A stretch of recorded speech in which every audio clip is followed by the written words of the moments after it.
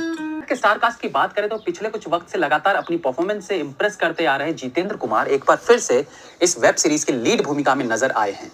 इनके अलावा रघुवीर यादव, नीना गुप्ता जैसे कुछ बेहद टैलेंटेड एक्टर्स का जमावड़ा इस वेब सीरीज में देखने को मिलता है।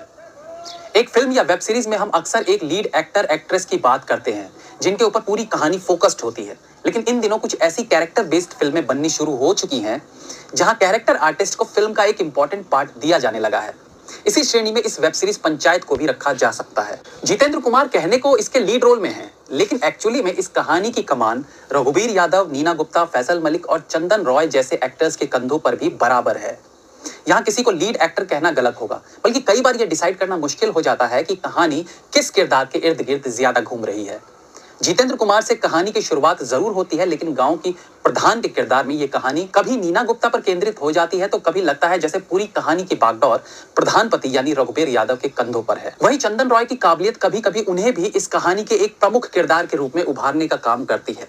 कहानी है उत्तर प्रदेश के बलिया जिले यानी पूर्वांचल की, जहां का कल्चर, रहन सहन सब कुछ बिहार के कल्चर से काफी मिलता जुलता है।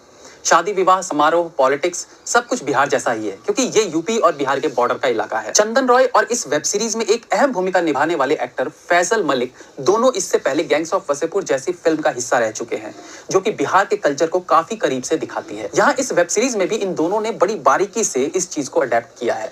अपने काम से खुश ना रहने वाले अभिषेक त्रिपाठी एक महत्वाकांक्षी युवक हैं जिसके सपने बड़े हैं, जिंदगी के मकसद बड़े हैं। वो अपने इस काम, सैलरी और गांव वाले जॉब से सेटिस्फाई नहीं है, इसलिए वो इस जॉब के साथ साथ एमबीए की तैयारी भी करते हैं ताकि उसे लाइफ में बेहतर अपॉर्चुनिटीज मिल सके। वहीं विकास यानी ऑफिस असिस्टेंट के किरदार में चंदन रॉय द्वारा बोले गए कुछ छोटे छोटे मीनिंगफुल डायलॉग्स आपको ये एहसास दिलाते रहेंगे कि आप उत्तर प्रदेश के किस इलाके में हो। नलके को कॉल कहना, पॉलिटिक्स को पॉलिटिक्स कहना, ऐसी छोटी छोटी चीजों का विशेष ध्यान रखा गया है। रघुवीर यादव एक महान एक्टर है, इसमें कोई शक नहीं है। ये सच है कि उनमें सामने वाले एक्टर को फीका कर देने की क्षमता होती है। एंड नो डाउट कई मौकों पर वो ना केवल फैसल खान, चंदन रॉय या जितेंद्र कुमार पर भारी पड़ते दिखे, बल्कि कुछ सीन्स में वो नीना गुप्ता को भी पछाड़ जाते हैं। हालांकि इन दोनों के बीच हम कंपटीशन नहीं कर सकते, बट रघुवीर यादव एक डिफरेंट अभिनेता हैं जो एक्टिंग की बारीकी को बखूबी समझते हैं।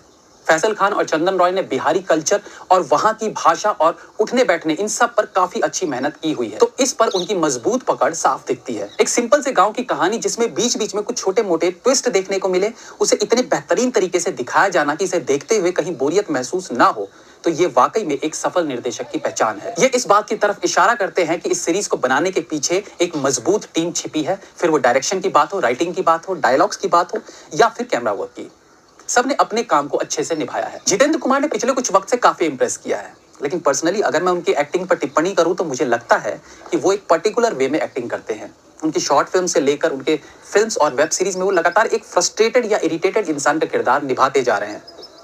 अब ये भी कह सकते हैं कि इन्हें किरदार ही ऐसे मिलते जा रहे हैं। हालांकि एक जैसे रोल में भी विविधता ढूंढी जा सकती है और वही एक अच्छे एक्टर की पहचान भी होती है।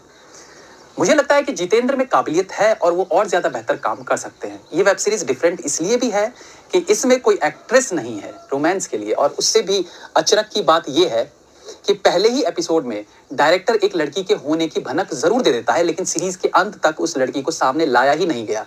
ये एक तरह का एक्सपेरिमेंट कह सकते हो जो वाकई में काम कर गया। ऑडियंस को वेट रहता है कि एक लड़की आएगी, फिर जितेंद्र यानी अभिषेक त्रिपाठी का रोमांस दिखाया जाएगा, लेकिन ऐसा कुछ नहीं हुआ। वहीं इस सीरीज में शादी वाले सीन्स पर भी बात की जानी चाहिए। जिस प्रकार से पूरे माहौल को क्रिएट किया गया, दूल्हे का रूठ जाना, फिर उसे मनाने के लिए लड़की वालों का आना, फिर कुर्सी की डिमांड, ये सब कुछ एक टिपिकल पूर्वांचल में ही देखने को मिलता है। इससे ये भी कहा जा सकता है कि या तो डायरेक्टर, प्रोड्यूसर या कोई टीम मेंबर इसी इलाके का रहा होगा, या फिर उन्होंने इस एरिया पर अच्छी रिसर्च की होगी। आज के गाली गलौज और वल्गर वेब सीरीज के बीच ये एक बेहतरीन कहानी है जिसे फैमिली के साथ बैठकर देखा जा सकता है।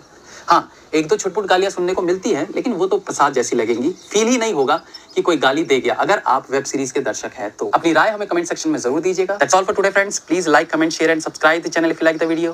Like me on Facebook, links are in the description. Be safe, have fun. मिलते हैं अगली बार फिर किसी नए